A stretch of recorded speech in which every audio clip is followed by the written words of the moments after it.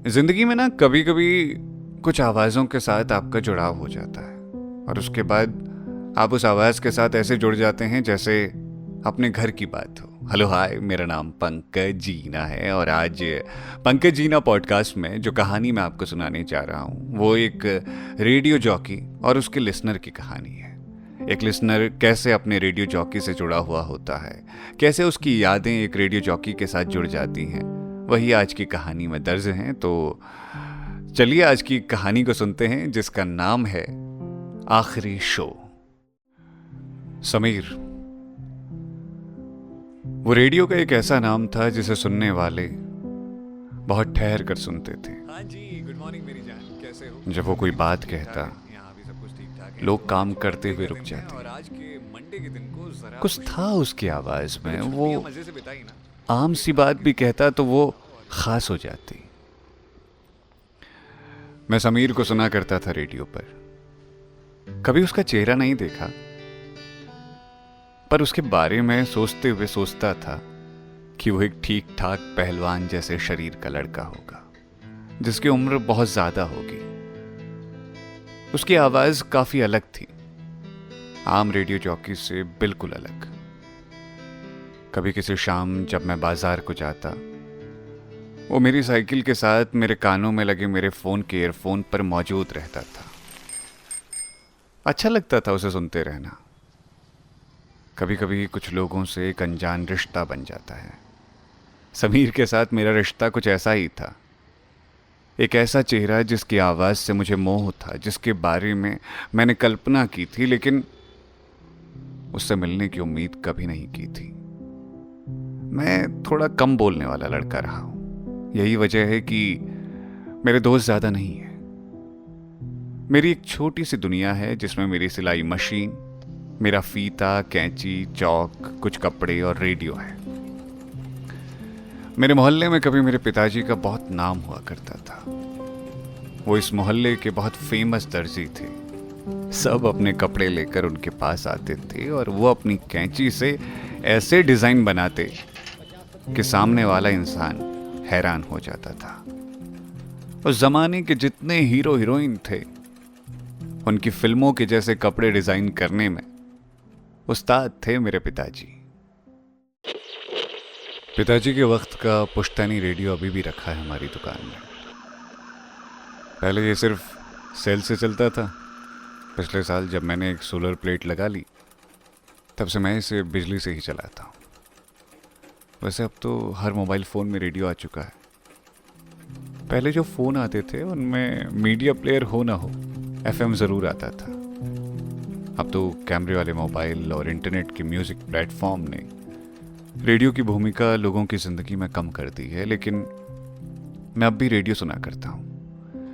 मेरे दोस्त कई बार कहते हैं मुझे दुकान पर टीवी लगा लेना चाहिए, लेकिन मेरा दिल कभी नहीं मानता। रेडियो के साथ आवाज़ से जो दुनिया दिखाई जाती है वो एक अलग ही एहसास लेकर आती है। टीवी तो बस देखते जाओ और वक्त बर्बाद करते रहने का नाम है। सच कहूँ, मुझे रेडियो के साथ ऐसा लगता है जैसे कोई साथी मेरे साथ है। वो मुझे समझता है, मेरी बातें कहता है और मुझे खुशियां देता है। एक दिन बहुत बारिश हो रही थी। कस्टमर लोग अपने घरों में बंद थे।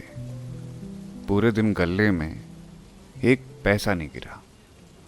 मैं बहुत उदास हो गया था। उस दिन लग रहा था शायद मैं इस काम के लिए बना ही नहीं हूं। न जाने कितनी बार मैंने अपनी किस्मत को कोसा था। दुकान में मैं अकेला था, इसलिए मेरी आंखों में पानी उमड़ आया। लोग आसपास नहीं थे, इसलिए वो आंखों की नमी मैंने छुपाई भी नहीं। उसी वक्त रेडियो में एक एड ब्रेक खत्म हुआ और समीर ने बोलना शुरू किया। कभी कभी हम बहुत हार जाते हैं ना। लगता है जो कर रहे हैं उसमें मन तो लगाया, मेहनत लगाई, लेकिन उम्मीद के जैसा कुछ मिल ही नहीं रहा है। दोस्त, याद रखना, ऐसे हाल में जब भी तुम होते हो तो समझ लेना कोई तुम्हारा एग्जाम ले रहा है और वो जानना चाहता है कि तुम कितने मेहनती हो। इसलिए जब तक सांसें हैं लड़ते रहो। अभी सुनो ये अगला गाना। समीर को उस दिन सुनना मेरे लिए बहुत हिम्मत का काम कर गया।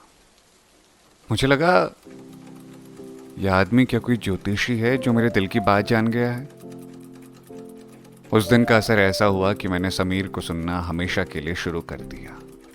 जाड़ा, गर्मी, बरसात, हर मौसम में वो मेरे साथ मौजूद रहता और मेरी तो हिम्मत था वो, मैं उसे कैसे नहीं सुनता। ये रेडियो जॉकी मुझे बिल्कुल किसान की तरह लगते हैं, जिनको नहीं मालूम होता है कि उनकी फसल खाएगा कौन, लेकिन वो मेहनत पूरी ईमानदारी से करते हैं। रेडियो जॉकी भी तो लगे रहते हैं ना, हर दिन अपनी कहानियों को कहने में बिना परवाह के कि कौन उनकी बातों को सुनेगा, किसकी जिंदगी में क्या फर्क पड़ेगा। मुझे मोहब्बत है ऐसे दिलकश रेडियो वालों से। मैं बचपन से ही पढ़ने में कमजोर किस्म का इंसान था। पिताजी ये बात बहुत जल्दी समझ गए थे। जब मेरा पढ़ने में मन नहीं लगा तो उन्होंने मुझे सिलाई वाला हुनर सिखा दिया। अब उनकी सिलाई वाली मशीन के साथ मैं भी सुर मिलाने लगा।